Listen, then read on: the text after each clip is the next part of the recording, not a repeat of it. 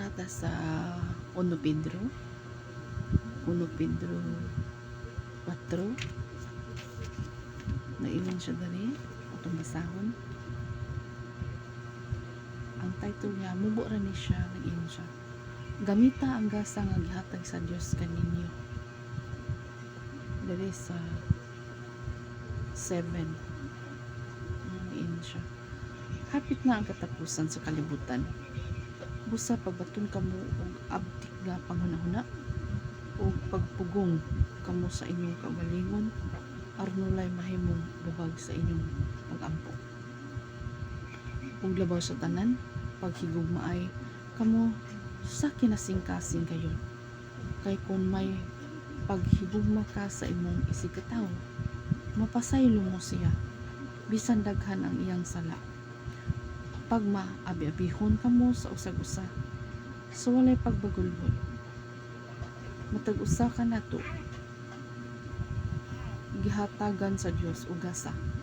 Gamiton nato kini alang sa kaayuhan sa matag usa. Isip maayo nga sinaligan nining nagkalain-laing mga gasa. Ang gihatagan sa gasa sa pagwali kinahanglan magwali sa pulong sa Dios. Ug ang gihatagan sa gasa sa pagtabang sa uban kinahanglan motabang sumala sa iyang makaya nga gihatag sa Dios aron madayeg ang Dios pinaagi kang Jesucristo sa tanan ninyo nga binuhatan.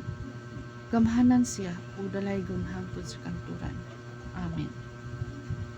So anita, mubo lang no, pero ato ni nga isa-isang nag-ingon ang pulong sa Ginoo. Hapit na ang katapusan sa kalibutan. Unsay giagda diri sa ato gikuman. Nag-ingon siya diri, busa pagbaton kamo og abdik. Kanang abdik nga panghuna-huna ba? Abdik nga panghuna-huna. O kinahanglan makapugong sa kaugalingon.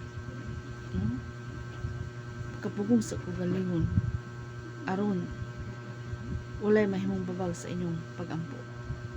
So kinahanglan gid ay nga walay mahimong babag sa itong mga pag-ampo nga dapat malinaw ng panghuna-huna, maabdik o para makafocus ta dito sa atong mga pag-ampo, no? Na kung naamang gud ang sala, nasuko ka, nakasala ka, nalapas na ba? Pero nag-ingon ang pulong sa Ginoo, pagpakasuko pa din ang pagpakasala na dili na to ba himuon nga ang sala niya kasi ingon nga dapat ato silang mapasaylo sa mga sala. Nila nga reka nato kung ang giingon nga ug labaw sa tanan paghigugma ay kung tinuod ka nga nahigugma manggod, makapasaylo gid ka sa ilang mga sala. Nakasala ang tao sa ato sa ako sila mapasaylo ano man, para walay babag sa mga pag-ampo, para walay babag ang mga panalangin. Higugma paghigugma ka sa imong isigataw, mapasaylo mo siya bisan daghan ang iyang sala. So ana no, kaya ang taong may gugmaon dali ra gyud makahatag og pasaylo kung ang tao madlukon sa Dios, kung ani man gud dili na yun makapasaylo ang tao kung na siya'y hinanakit, no? Dapat ka nang hinanakit, marilis na siya para wala na. Dili na gusto mahinumduman pa. Pag maabi-abihon, no? Bisan pagdaghan sala sa tao, bisan pagdaghan sa masayop di sa imo, andam ka na mapasaylo kay nga naman para madayeg nila ang atong Ginoo, no? ang dautan ay lang baslig. Dautan ko nili baslig maayo. Ang dautan baslig maayo. Kaya naman kung ang tao nakabuhat sa imong dautan, di lang nimo baslan, nahatagan gyapon nimo siya kaayo. Nagingon ang pulong sa Dios nga sama nga nagtapok ka og baga sa iyang ulo. Di ba no? So ana lang yun para nga gusto mo kita nga malangit mo na mahilak yun ta. Kinaamon jud siya. Kung dili na to matulon ang atong pride ba, ano mag-struggle no? Pero kung dili na to ipausbong atong pride, di na to ipagawas ato na ng lamyon na jud ang kalinaw no? Na kat-on lang yun, apply lang yun no? Apply lang yun kaya ang Ginoo ra gyud mo reward aning tanan. So kung aduna kay ang matag usa ka nato muna yung gasa no? Gasa mo na ay mga gasa sa pagpanghatag kung mangyatagon ka. So katong nanginahanglan kung nanghatag ka dito sa walang wala, madayeg nila ang imong Ginoo no? Madayeg nila ang imong Ginoo. So mo na nga kanang mailaba nga kinsa ta sa atong kinabuhi ng alagad o Dios. O ganang gasa gihatag o wali.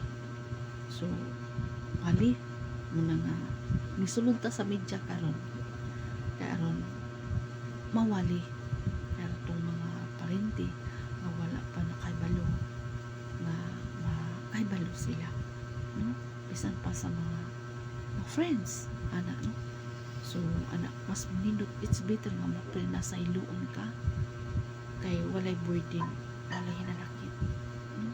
Dapat release dili na ta magsigon ako na ganang mga tao nakasala na to. So ato sila nga pasaylo muhilak man ta mukuan man ta pero mukraya out man ta tungod kay sakit nga gibuhatan ka sa ingon bisan daghana kay ka nga gipangbuhat para sa ila na nasakitan ka imo na kay na imo gyapon siya nga mapasaylo nga naman kay na naman si Kristo sa kinabuhi no? Nga ingon na pagpugong sa kaugalingon di sa tupa pagpugong sa kaugalingon kanang ito kasi ingon ba nga kasuko na no? Pagpugong man no? Naadyo pagpugong sa kaugalingon maabtik sa panghuna-huna treat ni sa kaaway ana no? So kinahanglan ang katong kasing-kasing mapay na sa iluon kaya anang tanan atong mapasaran hantod na dili na namo usbong si Prede parahin ba.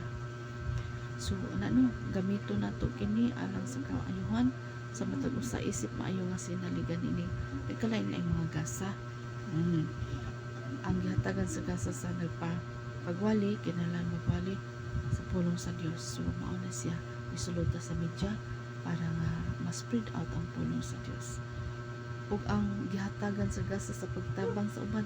So ikaw karon take note ha, ikaw karon gihatagan ka sa Ginoong daghan mga panalangin sa imong kinabuhi atong buli kong bubasa ug ang gihatagan sa gasa sa pagtabang di sa ato pa naa kay imo dira.